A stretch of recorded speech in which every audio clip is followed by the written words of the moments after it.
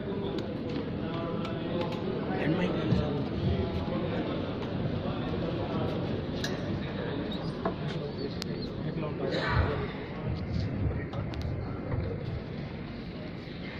morning to all of you. I hope you are refreshed. Yeah, can you hear the sound? Yes. Yeah, thank you. So, this is our organization, Maharashtra Cyber, the initiative of the Maharashtra government. I am talking on behalf of Maharashtra Cyber. We are in the age of information technology. Information technology has driven the world to a different platform where we were talking. We can be heard, seen by whole world. So it's a different thing. So I'm going to talk to you about what this information age is, what this cyberspace is, and how this crime particularly has expanded in this domain, and what are the legal boundaries. I hope that I have not made it too much technical. I have tried to keep it as general as it is, so that a general audience, any teacher, any common man can understand. I first thank you Google, because I have used most of the images from Google. So this is not from Google. This is my introduction. So first let us understand what the cyberspace is. Cyberspace is nothing but it's physical plus network plus information plus persona plus social, and this is the 6 different layers forms a cyberspace. We are here in this real world. Then the network connects the real world and forms the information. It's kind of a environment.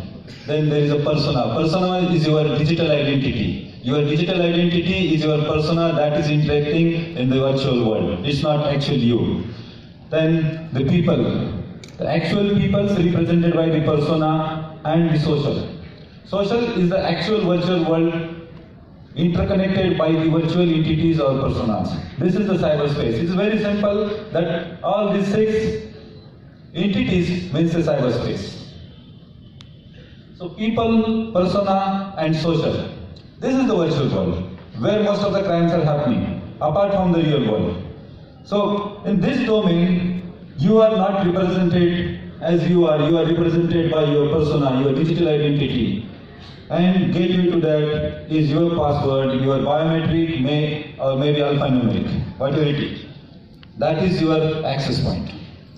So we'll talk how these crimes are happening in this virtual space or the digital space. Cyber crimes, first we have to understand what the cyber crimes are. Cyber crimes are nothing but very simple. It's a crime. In crime there are 3 components. People, technology and money are with the motive. Motive is there, people is there, technology is there. Now, in traditional crime, if you want to commit a crime, you use any kind of tool. Here, you are using a tool called computer. The computer may be any kind of device. A mobile device, maybe a desktop PC, or maybe a tab, or maybe a big server. Any kind of machine or device is connected. Even you can use IoT or any machines. So that is a tool as a weapon. When you use your computer, your PC as a weapon to commit a crime, is the first part. Second, you use it for facilitation of the crime. Not directly to commit a crime, but to facilitate to commit a crime. That is also called a cyber crime. And third one, as a target. If you are the victim, then your computer is the victim. Okay, that is also cyber crime. So it's a simple. When computer is a weapon, if it is a target, or if it is used for facilitation. Simple, this is a cyber crime. So we'll go ahead.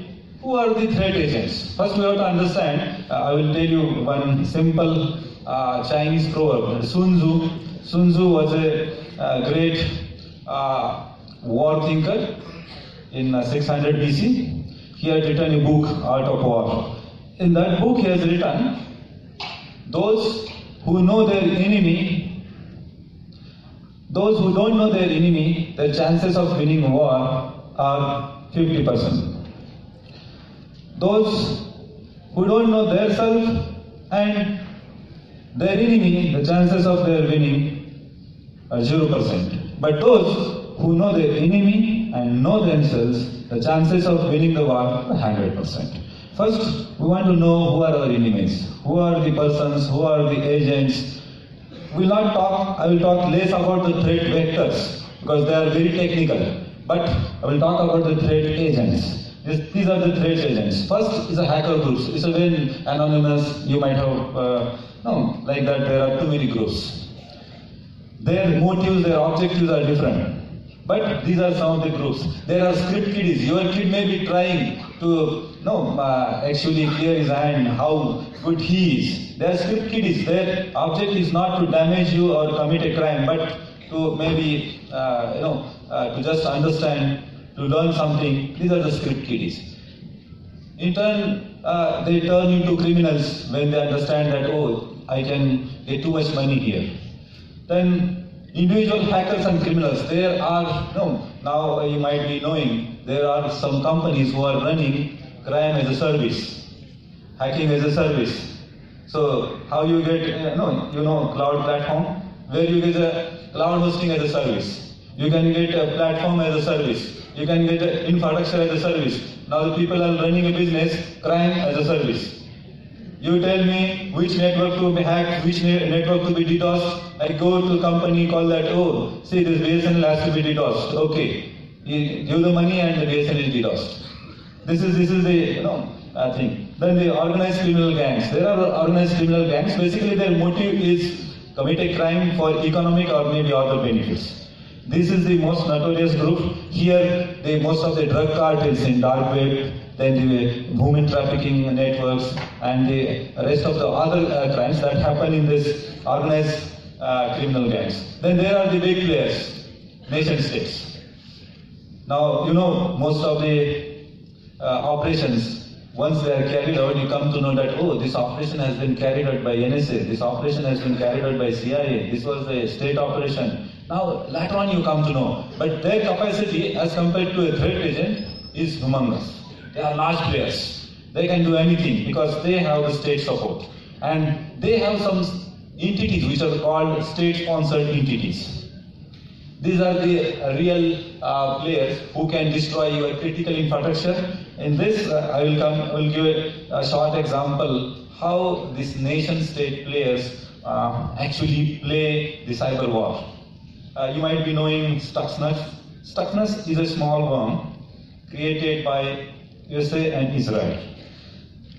The story is like this. Iran wanted to develop the nuclear technology, nuclear warhead. But the enrichment process of uranium-233 to 238 is to be carried out using the centrifuges. Now this centrifuge technology and uranium enrichment technology is not available elsewhere. It is withheld with some of the P5 countries. Pakistan was having this P2 kind of centrifuges. This P2 kind of centrifuges, Q Khan network. They sold, as the gangsters sold the secrets, they sold the secrets to some of the countries. They sold some of the secrets to the Iran. Then Iran wanted to have the nuclear enrichment facility at Natanz. Now, how to stop that? There were two ways, because that facility was down, under bunker. Either you go by plane and bomb it, or either go and do an operation with the army. But the US and Israel selected the third way, which is the most simple and the most surgical, where they wanted to hit, there only they hit. They created a 6-layer bomb. The payload was the 6th.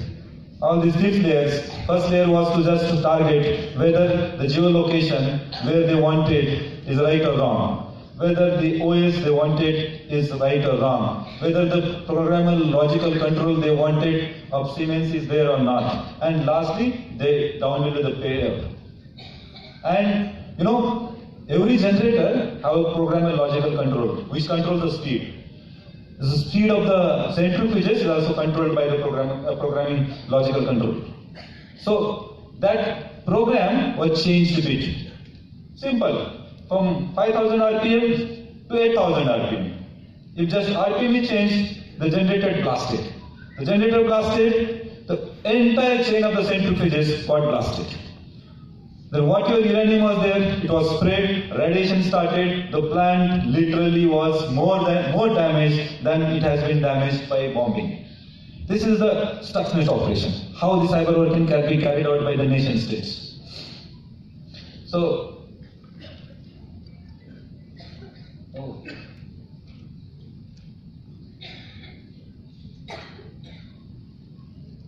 I saw my interpretation, sorry. So, last one is terrorist organization. You might be knowing the ISIS. ISIS is the best propagator on social media. So, they also carry out most of the operations on cyberspace. These are the threat agents, just to introduce you.